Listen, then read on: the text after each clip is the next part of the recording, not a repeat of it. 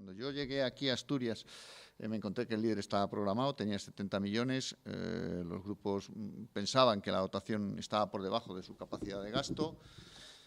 Lo que nos emplazamos es que en el año 18, estamos en el año 18, pues revisaríamos la situación, ¿no? Y si realmente el gasto iba bien, yo no podía haber traído, me pregunto si traía una presentación, podía haber traído números aquí y aburriros a base de números, pero no se trata de eso, pues que trataríamos de buscar dinero y de ponerlo en otras partes.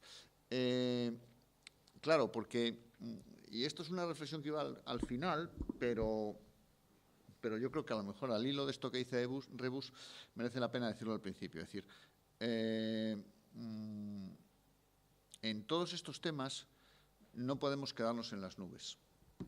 Es decir, hay un discurso político sobre el medio rural que prácticamente lo reproduce todo el mundo. O sea, yo no conozco ningún político de ningún color que no diga lo mismo en relación con el medio rural. Todos dicen, o todos decimos, o todos exactamente lo mismo. Son las mismas palabras y no nos escapamos del guión.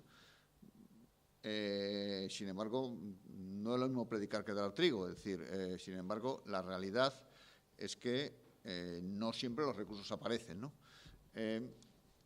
Yo también daba ayer un dato, y es que el Principado este año no tenga presupuesto, que el Principado no tenga presupuesto, le va a suponer al medio rural asturiano 150 millones de euros menos.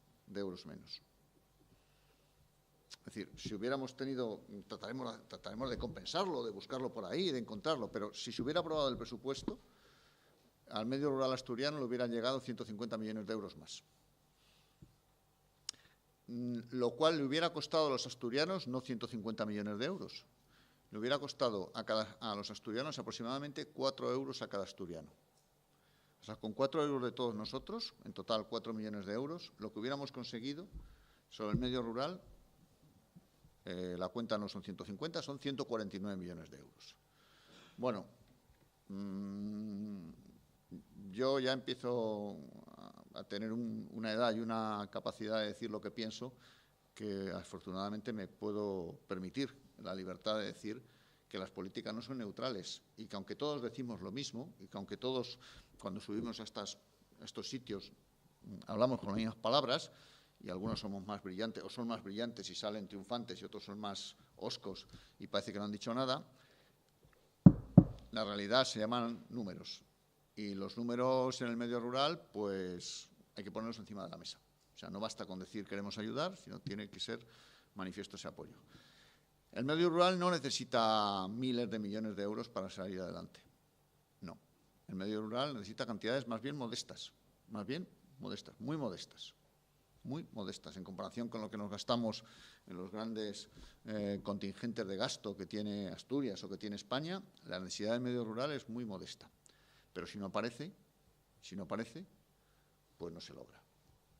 Y podemos hacernos trampas al solitario, podemos sumar las cosas de 7 formas distintas para que aparezcan 7 cosas distintas y decir que estamos haciendo planes o que estamos haciendo programas y engañarnos a nosotros mismos y a la sociedad. Yo creo que la primera cuestión de fondo es que el medio rural no está sobrefinanciado, lo cual no quiere decir, y esto, insisto, es aparte de lo que pensaba deciros, lo cual no quiere decir que no haya cuestiones en el medio rural que necesiten mayor legitimidad. La PAC, por ejemplo, hay gente que está cobrando mucho dinero de la PAC y que a lo mejor ahí estamos teniendo un déficit de legitimidad, pero como en el conjunto general el medio rural no está infrafinanciado. Y yo lo que percibo es que, afortunadamente, estamos en unos años, en unas épocas en que todo el mundo habla del medio rural, aparecen planes de despoblamiento aquí, en el Ministerio, en España, en todo el mundo. Estamos hablando, pero la realidad es que el esfuerzo económico es muy limitado. Es decir, yo sumo, y me parece estupendísimo, todo el dinero que para Asturias el Ministerio de Fomento va a movilizar, o ha dicho que vamos en los últimos meses, el nuevo ministro, que además le conozco, que es amigo, tengo relación con él, todo el dinero que dice que va a movilizar para Asturias, entre más trenes, tal, pues sí, con una 10ª parte de eso probablemente arreglaríamos muchas de las carencias del medio rural asturiano. Y sin embargo, seguimos en el discurso de las palabras. Bueno, Esto dicho sin ningún tipo de vanidad, diciendo que lo que hicimos ayer simplemente fue lo que teníamos previsto hacer en el año 2015. O sea, simplemente hemos cumplido el escenario financiero que habíamos planteado los grupos de acción local. Punto. Final. Y lo que pasa es que es verdad que a veces el mero cumplimiento de las cosas pues parece un milagro, ¿no? Entonces, bueno, ahí estamos. Bueno, yo quería hablar un poquito de medio rural. No he tenido ninguna presentación, la podía haber traído, pero lo que quería era contaros cosas e incluso recibir algún input vuestro, porque, claro, aquí cuando se está en una comunidad autónoma menos, pero cuando se está en el Estado, como decía Rebus, yo estuve muchos años en la administración del Estado, los funcionarios o la gente que trabajamos en lo público corremos el riesgo de convertirnos en unos perfectos marcianos separados de la realidad de la gente, que convencidos de que estamos resolviendo el mundo y en realidad absolutamente ajenos a lo que piensa la gente o a lo que la gente quiere.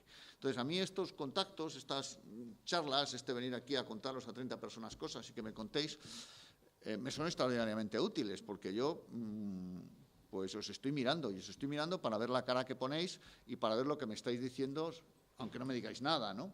Entonces, tan importante como lo que yo os diga es lo que estoy viendo que me estáis diciendo, ¿no? Y en ese sentido, a mí, bueno, al final de la mañana, de una jornada, lleváis desde las 10 de la mañana hablando de líder y de desarrollo rural, pues veniros aquí a clavaros una presentación a base de transparencias y alabando mis virtudes o alabando lo bien que hago las cosas, pues sinceramente como que no me apetece nada. Lo que me apetece es contaros algo y de paso escucharos.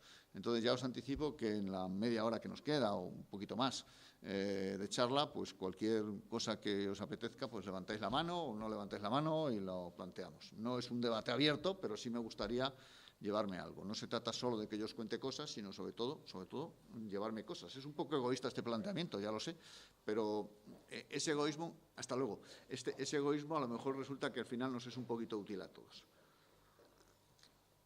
Bueno, esto va de futuro, ¿no? Esto va de futuro, es decir, porque al final el debate lo que estamos tratando de ver es si el medio rural ¿es un escenario de futuro o no es un escenario de futuro? Como sabéis, por primera vez en la historia de la humanidad, hace 2 o 3 años, a nivel mundial, más de la mitad de la población humana vive en ciudades. Es decir, hemos vivido una evolución que empezó hace, no sé, cada vez más a antes, pero bueno, hace 150 o 200.000 años, en que Homo sapiens salió de África, y por primera vez en la historia de la humanidad, más de la mitad de la población humana vive en ciudades, ¿no?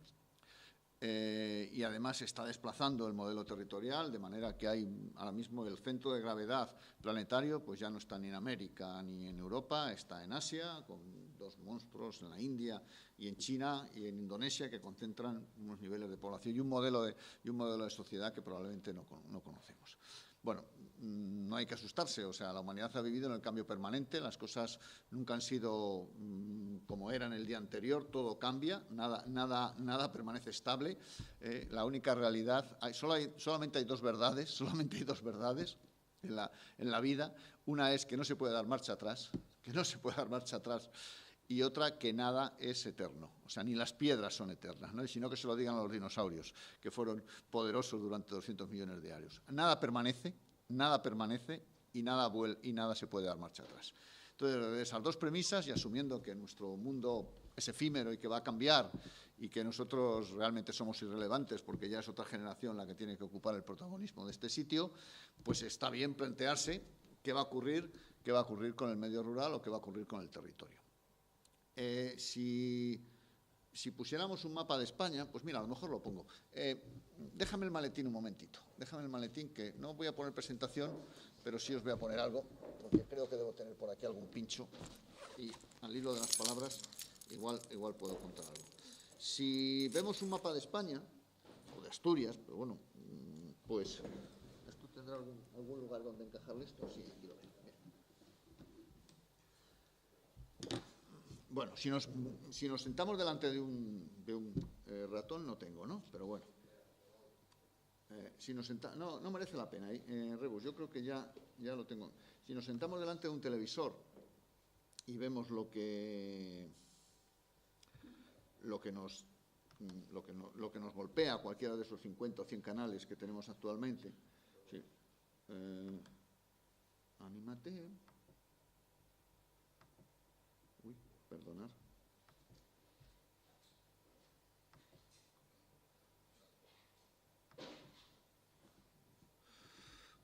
Madre mía, ¿esto qué es? Esto es un presentación. A ver, espérate, a ver si tengo por aquí algo. Esta es la que pusimos, la última que pusimos Rebus en el otro día, que no la voy a emplear, pero voy a poner otra. No, pues esta no es. Ay, esta es. Bueno. Es que he dado 3. Vaya. Perdonad. Es que no pensaba poner presentación, pero bueno, ya me voy animando. Lo que quiero simplemente es poner una transparencia. Esta. Bueno, bien. Y esto lo ponemos en formato presentación y ya lo vemos.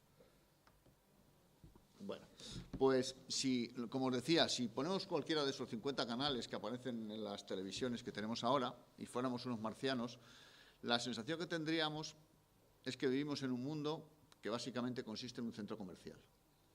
Es decir, hacer la prueba, poner la televisión y ver lo que sale. Y veréis calles, veréis gente moviéndose por ámbitos estrictamente urbanos. Bueno, el medio rural, salvo programas muy específicos, está básicamente invisibilizado. Ha dejado de existir, ¿no? Aparecen los documentales de la 2 y aparece como naturaleza, lo cual está muy bien, a mí me gustan mucho. Pero la realidad no es así. Este es el mapa de España y de Asturias que refleja lo que es medio rural. El medio rural es lo que está en color naranja, aproximadamente.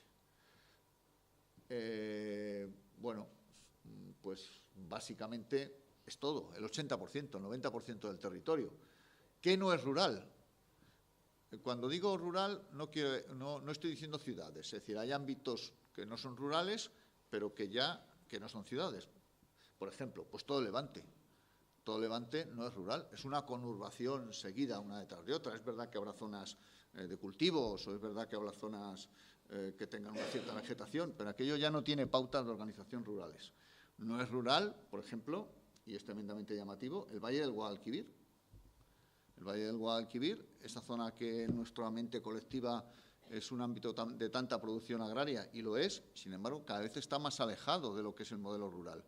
Pueblos de 30, 40, 50.000 habitantes, altísima transformación industrial, modelo económico asociado a lo que es lo que podríamos definir una ciudad. No es rural, evidentemente, el entorno de Madrid, no es rural el entorno de Barcelona, no es rural prácticamente todo el País Vasco, no es rural el eje central de Asturias, no es rural el corredor entre Badajoz y Cáceres. Bien, excepto eso, el 80% del territorio, el 90% del territorio es rural.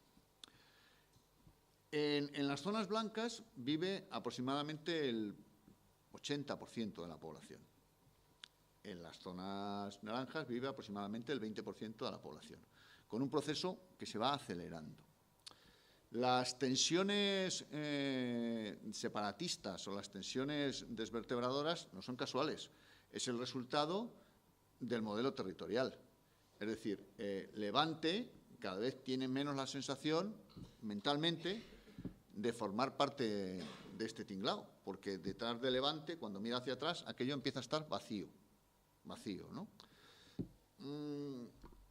Si esta tendencia se acentúa, o sea, si seguimos en un proceso, porque España no está perdiendo población, no es cierto que España esté perdiendo población. Yo nací en un país que tenía 30 millones de habitantes y ahora tiene 46. No estamos perdiendo población como país. Lo que está ocurriendo es que la población se está reubicando. Hay zonas que se nos están quedando más despobladas y hay zonas donde se está concentrando. Pero como país en su conjunto no estamos perdiendo población. Pero está produciendo una deslocalización.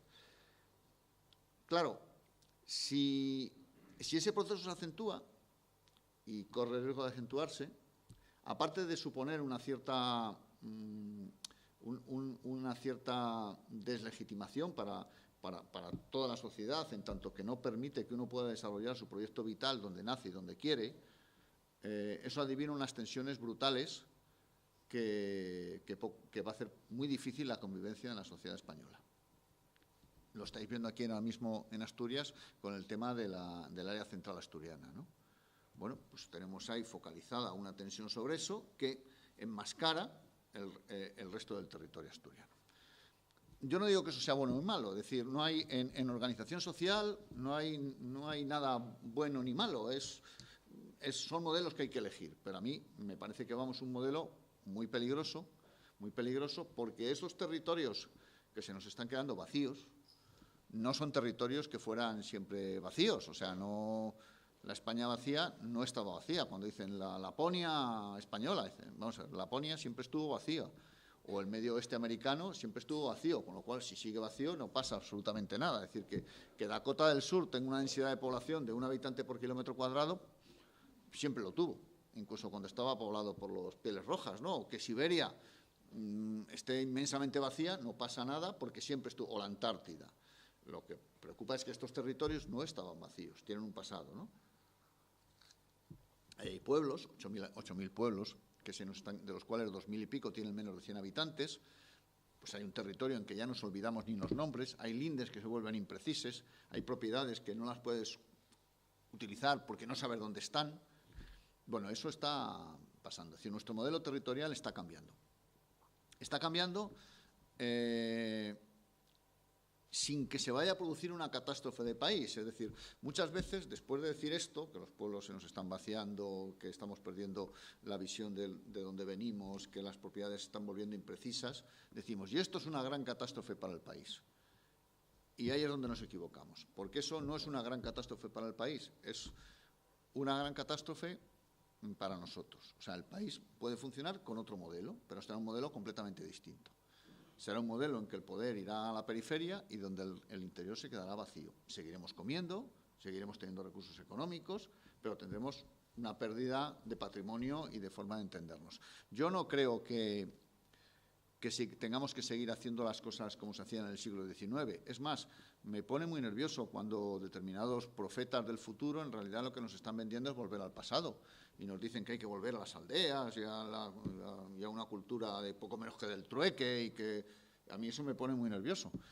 Pero sin llegar a eso, creo que un país solo se aguanta si pone en valor sus recursos naturales, si consigue una malla territorial de ocupación en todas partes y, sobre todo, si consigue que la gente pueda ser feliz en cualquier lugar del país. Porque la clave de que eso esté en color naranja y que se esté quedando vacío no es ni porque es fundamentalmente porque la gente que está ahí, por mucho que se diga, no vive bien, no es feliz, no es feliz.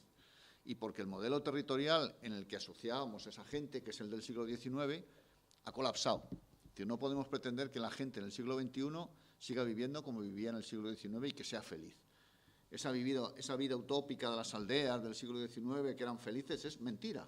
Y aunque fuera verdad en el siglo XIX, no es posible en el siglo XXI. Queremos ocio, queremos calidad de vida, queremos disfrutar de otras cosas, queremos relacionarnos, queremos conocer, y está bien que sea así. O sea, eso no es un capricho, eso no es una especie de decadencia burguesa, eso es un derecho a calidad de vida que hemos alcanzado como ciudadanos y que no tenemos por qué renunciar. Y si no nos lo dan en el medio rural, nos iremos a la ciudad para hacerlo como medio urbano. Y a veces profesionales muy bien formados, chavales muy bien formados, prefieren irse a la ciudad cobrando menos y trabajando en puestos peores, porque todas esas cosas que les rodean alrededor, que forman parte de su calidad de vida, se sienten que están más satisfechos. No vamos a descubrir o no vamos a conseguir un futuro del medio rural volviendo al pasado. Las cosas tradicionales, los modelos de vida que nos trajeron hasta aquí están bien, pero la tradición es el fuego que se transmite, es lo que nos pasa a las generaciones futuras, pero no son las cenizas que hay que adorar.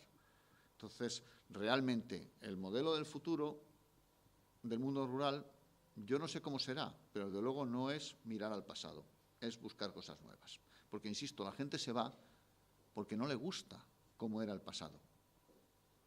Porque no le gusta cómo era el pasado. Bueno, me voy a animar, voy a poner otra transparencia de esta. Ya que estoy. Mira, ¿por qué? Porque, ¿qué ocurre? Mira, estas dos fotos son muy características. Son dos mapas de España, pero son bastante indicativos. También está Asturias por ahí. Lo más rojo, o sea, lo que está en rojo, son las zonas de nuestro país que están funcionando mal, que tienen muchos problemas, que se están vaciando, que la gente que no tiene capacidad productiva, donde realmente la renta está cayendo, los sitios complicados. Bien está. Las zonas blancas del mapa de arriba no son rurales, como veíais antes. Las zonas verdes del mapa de arriba son zonas que van estupendamente, o sea, son zonas periurbanas que van estupendamente, que no tienen problemas ni de despoblamiento, ni de pérdida de renta. ¿Y dónde están? Pues el Levante, Islas Baleares, entorno de Madrid, Andalucía en el sur de Andalucía. Y las zonas rojas son las zonas que tienen problemas. En Asturias, todo menos la Almendra Central, que no es rural. Es verdad que cuando uno va de Oviedo a Gijón o a Avilés tiene la sensación de que eso es muy verde, pero no confundamos lo rural con lo verde. Es decir, hay ciudades muy verdes que no son rurales. Bueno, pues desde el punto de vista de población y de ordenación, lo que ocurre entre Gijón, Avilés y Oviedo, eso no es rural, es otro modelo de población. Si salvamos eso, pues el resto del territorio asturiano, pues no lo está pasando bien en su conjunto. Bien. Si ahora nos vamos al otro mapa, al otro plano de España, las zonas verdes son las zonas que desde el punto de vista de la sociedad en su conjunto y de la Unión Europea y del mundo mundial son las zonas importantes que tiene España, las zonas valiosas, las zonas donde están los valores naturales, los recursos, las zonas que contribuyen a que este planeta sea un sitio digno, las zonas que realmente construyen convivencia ciudadana. Qué curioso. Si fuéramos capaces de superponer el mapa de arriba con el mapa de abajo, veremos que la práctica totalidad de las zonas importantes, de las zonas más importantes de este país, son aquellas en las que la gente lo está pasando peor. Es decir, aquellos territorios que los políticos, la Unión Europea, la ciudadanía en general, la sociedad en su conjunto, consideran que son los que más nos aportan, los que más responden a nuestra visión de convivencia, es donde la gente lo está pasando peor. Bueno, algo está fallando, ¿no? Algo está fallando. Parecería, y sería de sentido común, que hubiera una búsqueda de cerrar ese círculo virtuoso, de manera que la sociedad que reconoce los valores de unos sitios habilitase al que la gente de esos sitios pudiera vivir. Parecería razonable que de alguna forma pusiéramos en marcha un modelo económico en el que se reconociese ese compromiso que tiene para lo que es de todos en los que residen en los sitios importantes. No estoy diciendo nada raro, estoy hablando de una fiscalidad especial, estoy hablando de un modelo específico de financiación, estoy hablando de cosas que, sin embargo, parecen imposibles. Y cuando entra en la mesa de los políticos y cuando se discute el modelo de financiación, pues al final vamos a población, y entonces, ¿qué ocurre? Pues que estos parámetros se vuelven dispersos y se pierden. Entonces, yo creo que ahora mismo en el medio rural están ocurriendo dos cosas. Primero, que está abocado a un cambio de paradigma, a un cambio de organización, y que resistirnos a eso es un error. Y segundo, que efectivamente hay una invisibilización por parte general de la política, por parte general de los poderes públicos respecto de lo que ocurre en el medio rural y de sus necesidades. Yo creo que es así, y cuanto más le doy vueltas y cuanto más me lo pienso, más creo que es así. Elemento singular de todo esto, pues es lo que yo llamaría la crisis del sistema agrario. Es decir, durante siglos hemos estado identificando medio rural con agricultura. Y eso en nuestra mente nos ha generado una especie de división en que decimos, bueno, en el medio rural hay agricultura y ganadería, y en el medio urbano pues hay industria y servicios, y a partir de ahí, como hemos decidido, fundamentalmente a partir de la revolución industrial, que lo guay son la industria y los servicios, pues hemos dado valores positivos y negativos. La agricultura es lo reduccional y se hace en el medio rural, y en la ciudad, que es el sitio de cultura, de progreso, de libertad, de ámbito de ciudadanía, estas cosas, pues es donde se hacen los temas urbanos y los temas de desarrollo.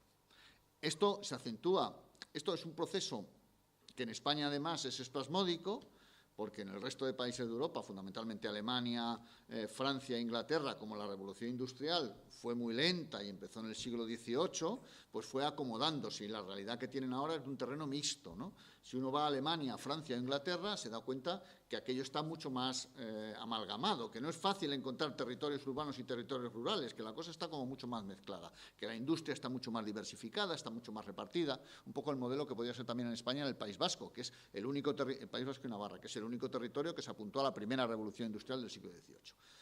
En el resto de España, como nos perdimos la primera revolución industrial del siglo XVIII, porque decidimos que eso era de protestantes y que aquí éramos católicos, o sea, había que mantenerse en la ortodoxia del no progreso, y como nos perdimos la segunda revolución industrial del siglo XIX porque estábamos dándonos tortas entre los carlistas y los liberales, 3 guerras civiles a lo largo de un siglo y no había manera aquí del que el país se pusiera a trabajar, pues cuando llegamos definitivamente a la primera revolución industrial es en los años 50. Entonces, el modelo que ponemos en marcha en España de revolución industrial, 200 años perdidos, pues es un modelo de concentración. Entonces, hemos hecho un modelo, no lo ha hecho ni uno ni otro, se hizo en tiempos de la dictadura, pero bueno, yo creo que no hay que echarle en esto la culpa a la dictadura, es un modelo que hace la sociedad en que decidimos que vamos a concentrar la producción. Frente al modelo de que la actividad económica se diversifique y ocupe todo el territorio, aquí no, lo vamos a concentrar y hacemos macropolígonos industriales. Hacemos macropolígonos industriales cerca de las zonas urbanas y ponemos el énfasis en Madrid, en Barcelona, en Bilbao, en Sevilla, etcétera. En Asturias, en el eje central, y ahí concentramos la producción. Cuando nos queremos dar cuenta, lo que hemos hecho es un modelo que ya tiene muy mala marcha atrás. Es un modelo muy poco diversificado en que sigue pensando que en el medio rural lo que hay que hacer es agricultura y ganadería. Pero claro, de pronto llega la crisis de la agricultura y la ganadería. Nuestro país nunca ha producido más agricultura y ganadería que ahora.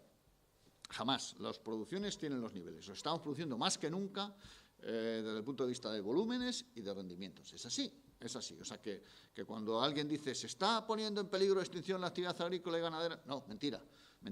Lo que ocurre es que se produce de otra forma. Estamos en un proceso de concentración, de intensificación, que eso no tiene marcha atrás. Cada vez que hacemos un plan de modernización, un programa de modernización para un agricultor, en realidad estamos quitando puestos de trabajo del campo, estamos haciendo viables las explotaciones.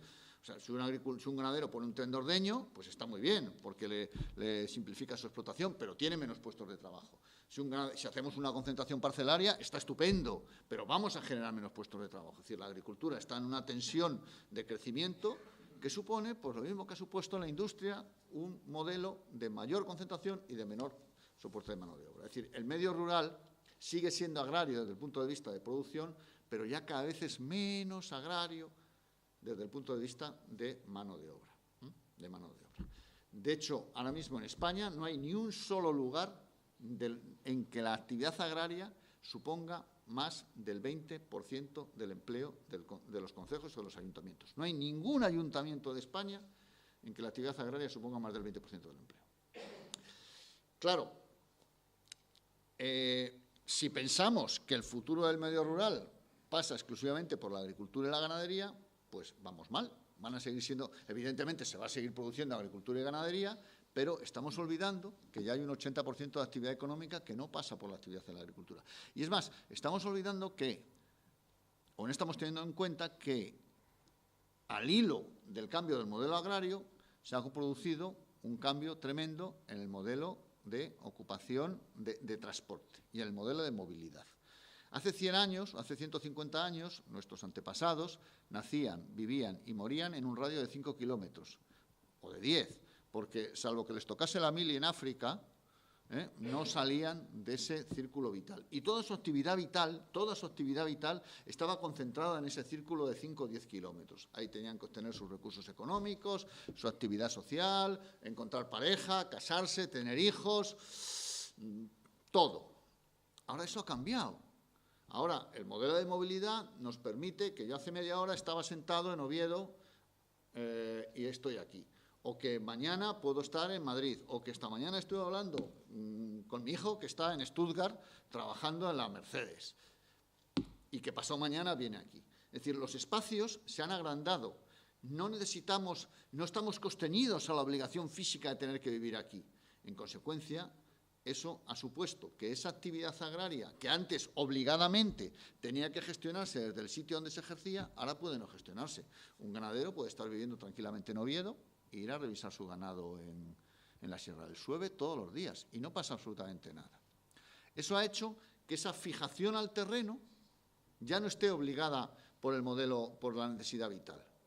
Entonces la gente ya opina y dice, bueno, yo vivo ya no donde está mi trabajo, vivo donde está mi calidad de vida. Si yo encuentro que mi calidad de vida se acorde en el pueblo, está en el pueblo, y si encuentro que mi calidad de vida no se acorde, en la ciudad. Y en cualquier caso, el ámbito de análisis tiene que crecer forzosamente. España tiene 8.000 municipios. Bueno, no tiene sentido pensar que tengamos que tener 8.000 estrategias de desarrollo para los 8.000 municipios. Eso no es viable. Tendremos que ir a modelos de desarrollo que integren población suficiente y en tamaño suficiente que se relacione. Esto tiene que ver con el líder. El líder es un intento de construir territorio desde una óptica comarcal. Bueno, pues es evidente. Hoy además venía algún artículo en la prensa sobre ese sentido. Yo no sé si hay que disminuir concejos o no hay que disminuir concejos. Lo que tengo claro es que no se puede gobernar España desde la óptica de 8.000 programas independientes de gobierno. Eso no tiene sentido. No es viable. No es viable. Cuanto antes nos demos cuenta, mejor. Y cuanto más lo retrasemos, mejor, porque aquí lo que no vamos a retrasar es la dinámica de lo que está ocurriendo, ¿no? En consecuencia, el territorio tiene una crisis en el modelo agrario, que no es una crisis de producción, es una crisis de forma de entender esa producción y, como resultado de eso, se nos está quedando terreno desocupado de la agricultura y de la ganadería, que no se va a volver a ocupar. En Asturias hay más vacas que nunca. La cabaña ganadera en estos momentos de vacuno es la mayor del censo histórico. Nunca ha habido tantas como ahora. Y todas comen, y ninguna pasa hambre, y no hay déficit de praos. ¿Podríamos tener más ganado? Bueno, estamos en una economía de mercado. Podríamos ser capaces de venderlo. Estamos en una economía además en que son los ganaderos los que toman sus propias decisiones. La realidad es que hay una concentración de la actividad económica y que hay terrenos que van a dejar de ser utilizables para la ganadería, porque además nos volvemos cómodos y ya no queremos pendientes pronunciadas para trabajar, ya no queremos condiciones difíciles, ya no estamos dispuestos a seguir en un puerto que está a 2.200 metros de altitud, porque si puedo estar abajo, ¿por qué voy a tener que estar arriba?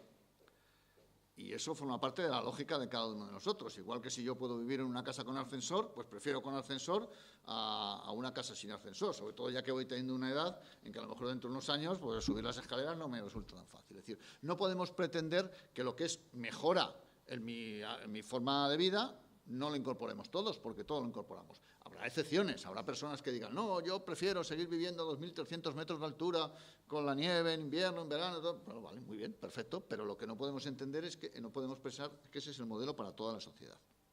En consecuencia, los cambios que se están produciendo en el territorio rural no van a dar marcha atrás, no van a dar marcha atrás. Estamos ante un cambio de modelo de organización y lo que tenemos que hacer es conseguir que eso sea lo más eficiente posible y, sobre todo, que la gente que esté ahí sea lo más feliz posible.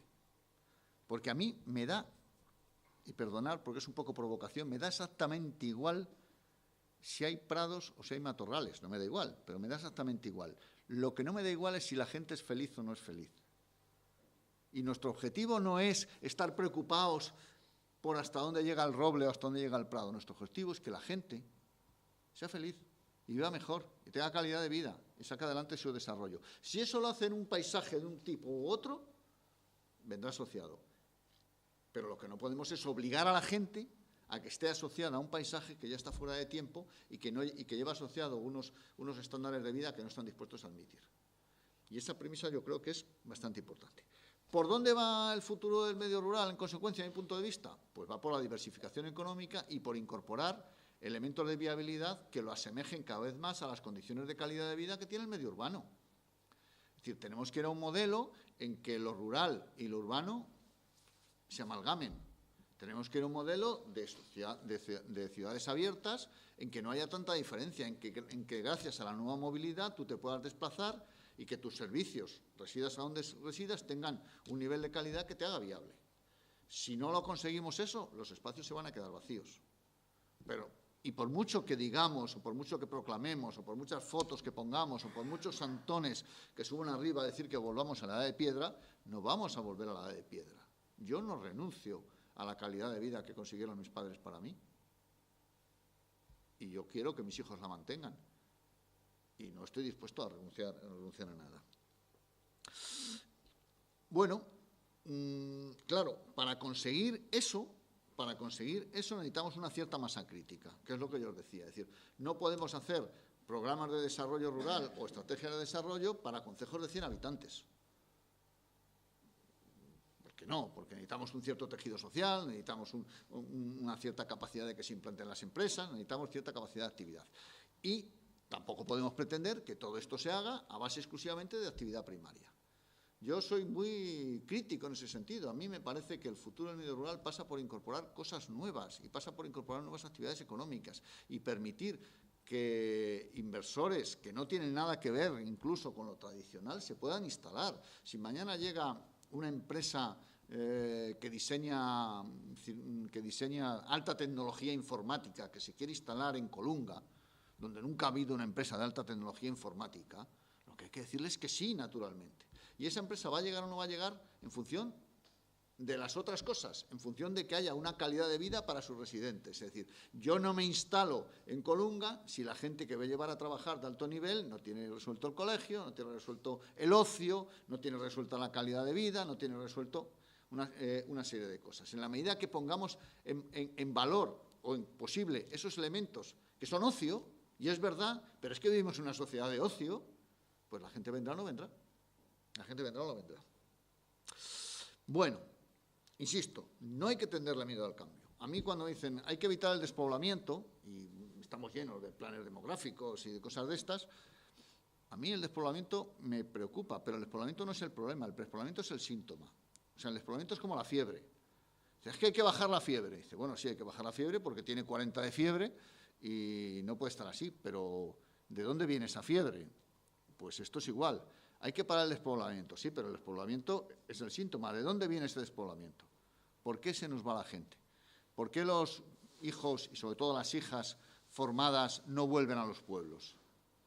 Bueno, pues porque la perspectiva que se le ofrece a una chica, o sea, una mujer que, porque claro, el hijo lo ponemos a trabajar, el sistema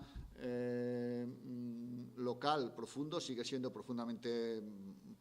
el patriarcado sigue existiendo y entonces a los chicos los ponemos a trabajar en la ganadería y la chica la mandamos a estudiar y se hace farmacéutica o química o licenciada en Bellas Artes y vuelve al pueblo y se encuentra con eso y dice yo me voy.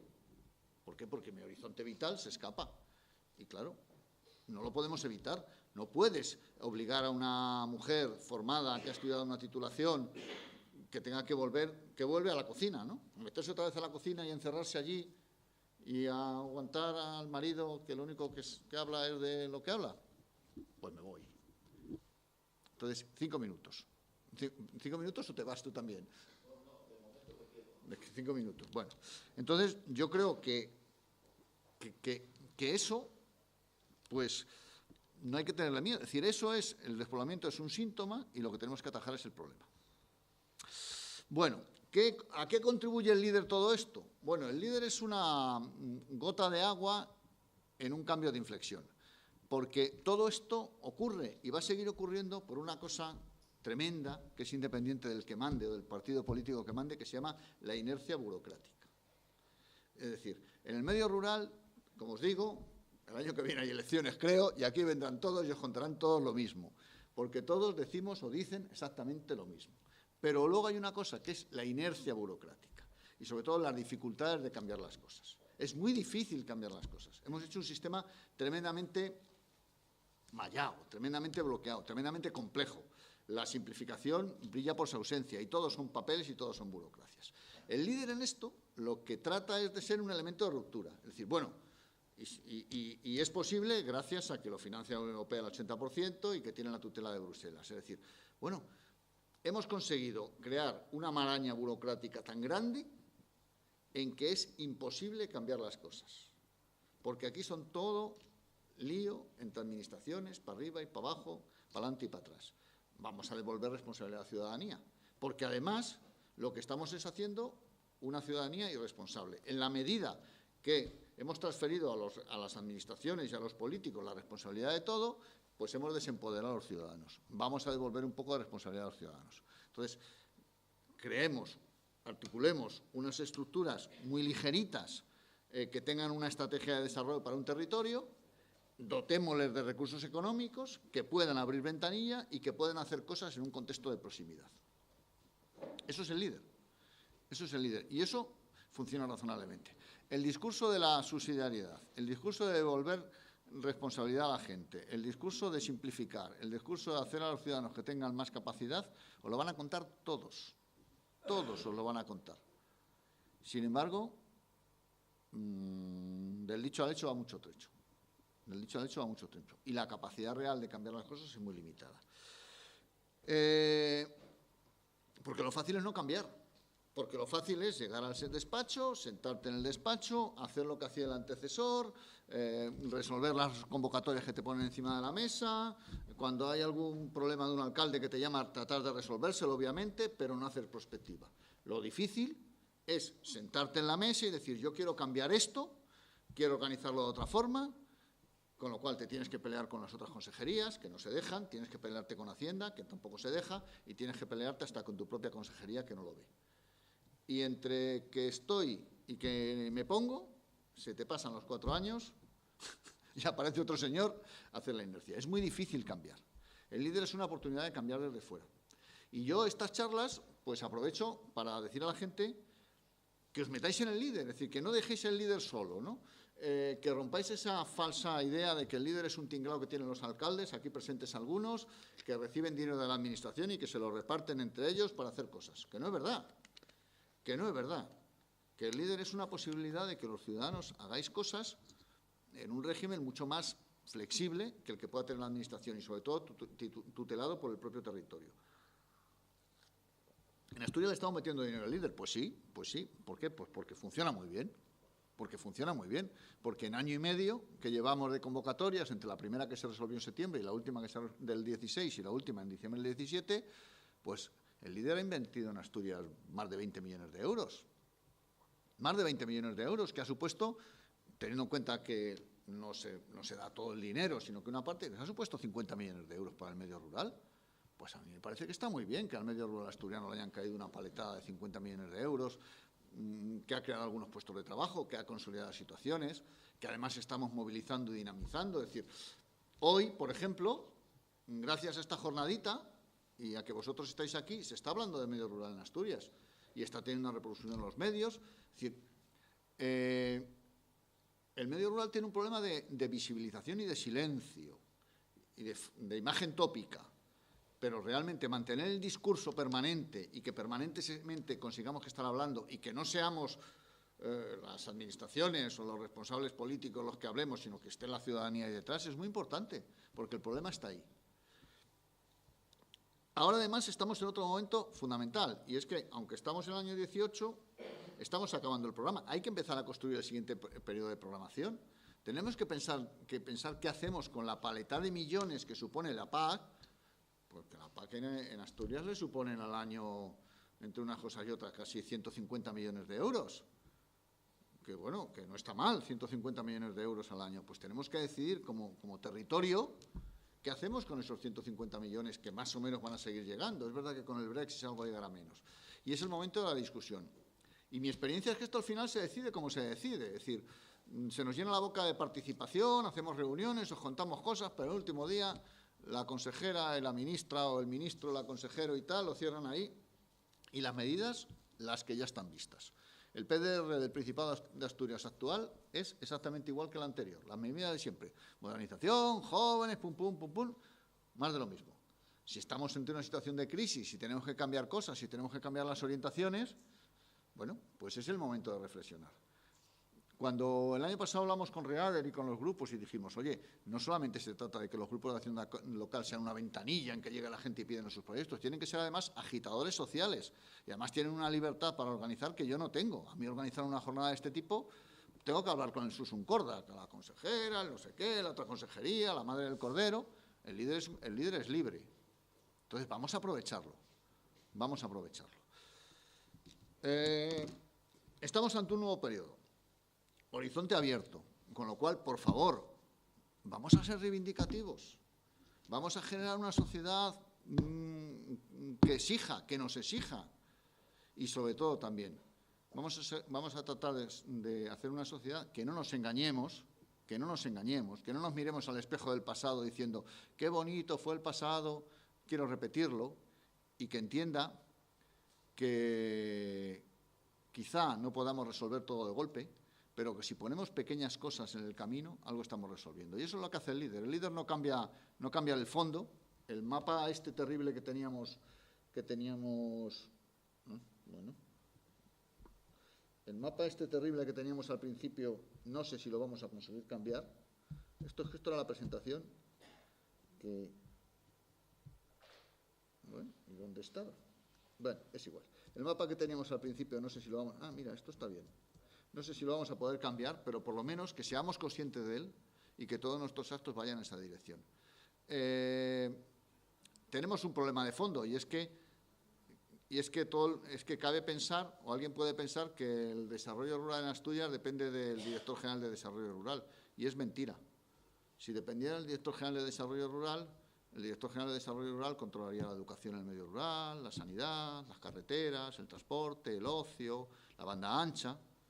No es verdad. El desarrollo rural en el medio rural asturiano depende del Gobierno de Asturias y de que todos sus consejeros y que todos sus directores generales piensen el medio rural. Esto es como el tema de la igualdad de género. Si no pensamos en ello, al final hacemos políticas para hombres y las mujeres se nos quedan al lado. En el caso del medio rural, si no pensamos en lo rural, hacemos políticas para los urbanos.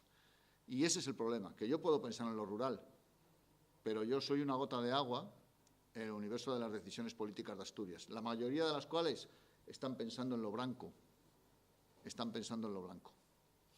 Y nada más, muchas gracias y a vuestra disposición.